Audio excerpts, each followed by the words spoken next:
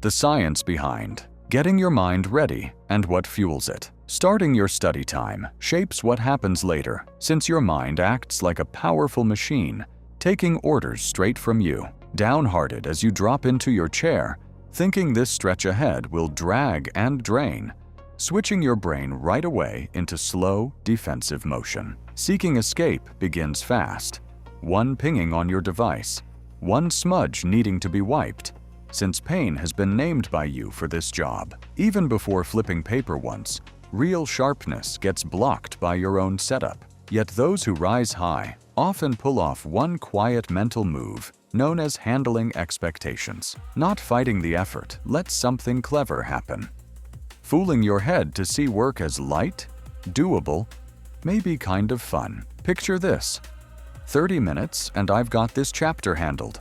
Or maybe, there's a rhythm here, I'll catch on to it soon. It has nothing to do with wishful thinking. It ties into how your body reacts. Expecting quick progress lights up concentration pathways, bending time so dense study feels swift. Evidence points out that individuals treating effort as helpful tend to gain actual gains, faster reactions, better recall. Drop the role of someone trapped by pages stacked high. Swap silent complaints like, "Must get through this," with something sharper. This ends quickly. Then notice thought patterns shift. Momentum building without force. What you eat shapes how clearly you think. Yet many learners get it backward when stress hits. Instead of grabbing sweets, they'd do better reaching for something steady. A jolt of sugar may seem helpful at first, yet it backfires fast. That burst fades quickly. What follows is worse than before. Your mind drags, focus slips, memory stumbles. Research out of places like UCLA shows this pattern plainly. Too much sugar clouds thinking. The brain struggles to process ideas, let alone hold on to them. Energy drops lower than baseline once the spike ends. You're left drained, slower, fighting through mental sludge. Start strong when learning by feeding your mind what it truly needs. Swap out candy and soda for things like salmon, blueberries, or walnuts instead. What works best often grows on trees or swims in oceans.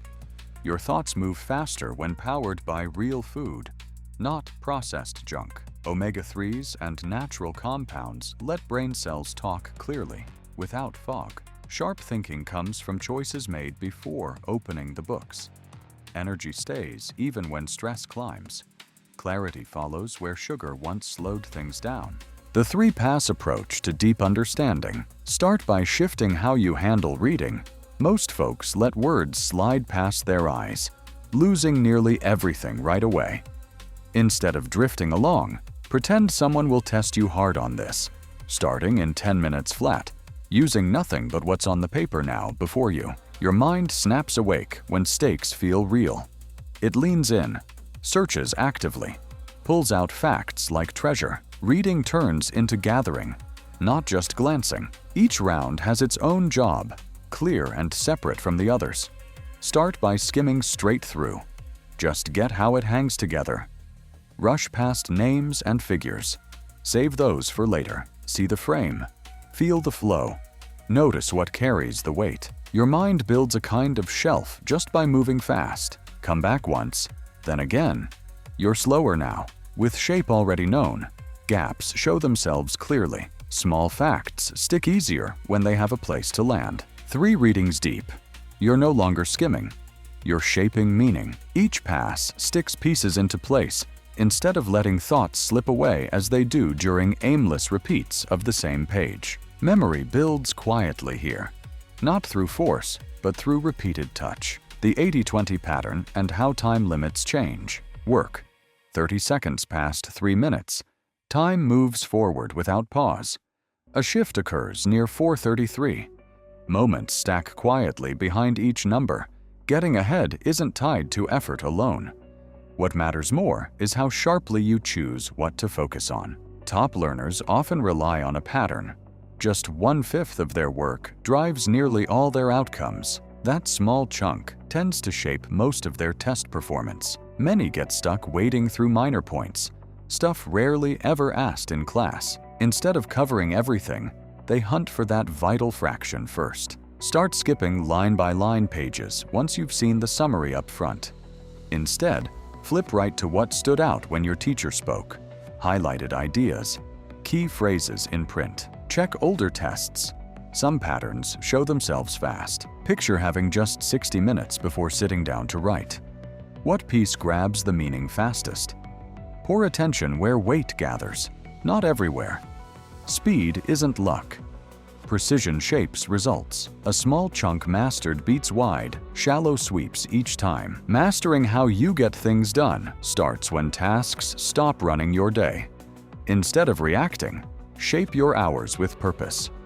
Try combining the idea that a small number of efforts lead to big outcomes, like focusing only on what moves the needle, along with tight time blocks. This works because of something called Parkinson's Law. Left unchecked, any job grows to match the time you allow. Hand yourself all of Saturday for a single chapter. The mind drifts. You circle back on words already read, notice your phone too much, pause without reason. Space without edges pulls energy until it fades. Effort spreads. It thins.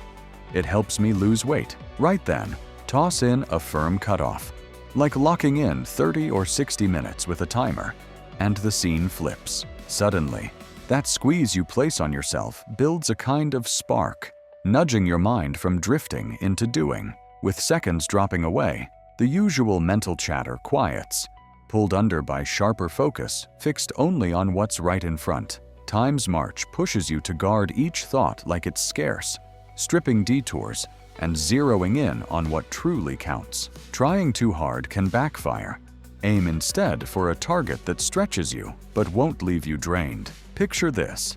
Understanding clicks just before the buzzer sounds.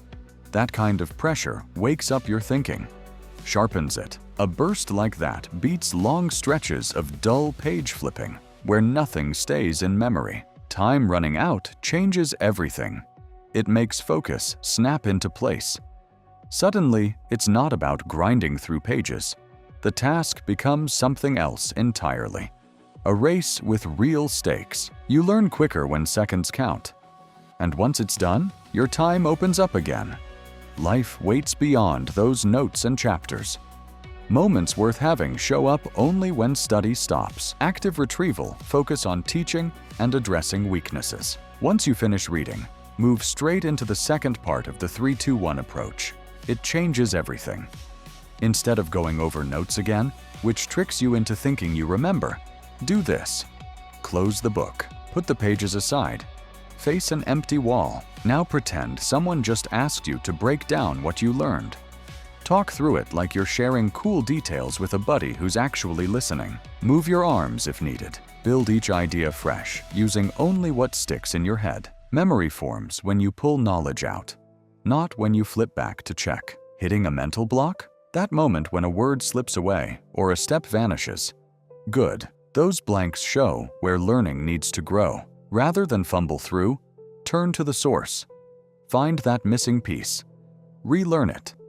Then start explaining once more. Pulling knowledge out on purpose shapes deeper connections in thought. The next time around, words flow easier.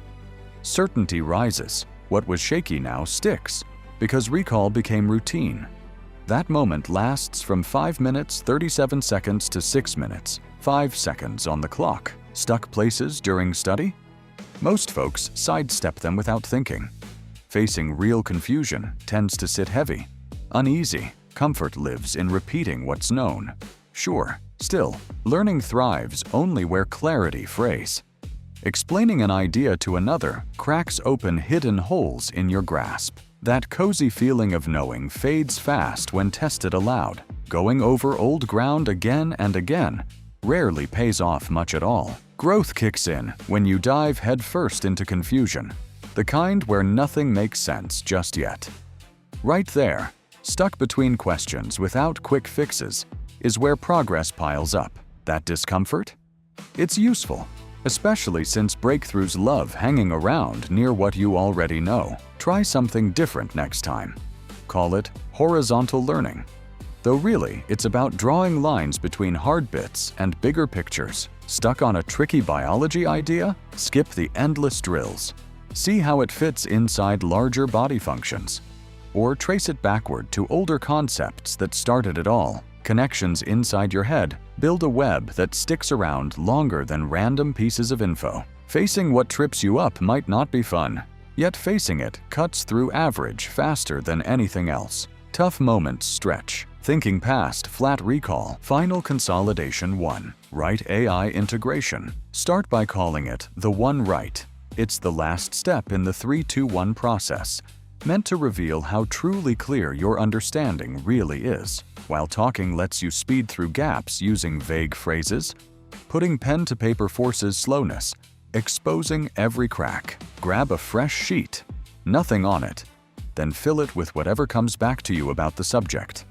No looking, no hints. Each empty spot shows where recall would collapse under real pressure. Right now, spotting these holes gives you a chance to mend what could lose you marks later.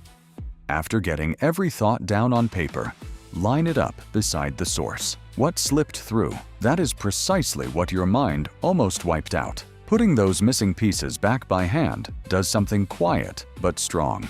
Like saving a file deep inside memory where it won't vanish. Right now, tools such as ChatGPT can step in like a quiet helper while you study, quietly trimming down long tasks. Since digging through summaries takes too much time, try feeding clear questions into the machine so it breaks tough ideas into short pieces. Sometimes a muddled paragraph clears up fast when the software rephrases it plainly.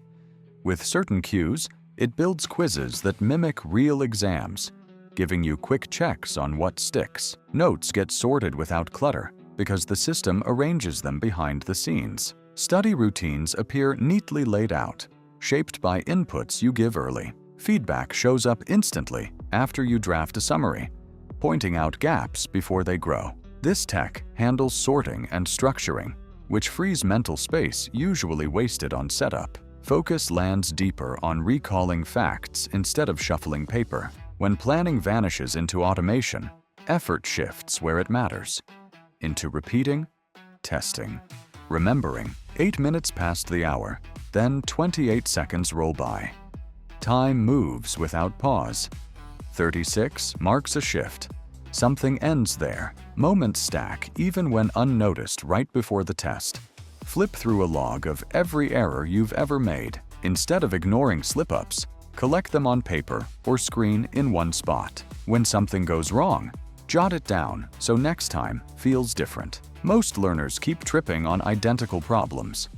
This habit stops that pattern cold. Seeing missteps clearly makes repeating them less likely. The act of writing reduces their power over you by half. Learning from past mistakes teaches more than any textbook. That last look at what went wrong sticks in your mind right before the test begins. Walking into the room feels different now, not full of doubt, but packed with quiet certainty, built step by step, mistake after mistake.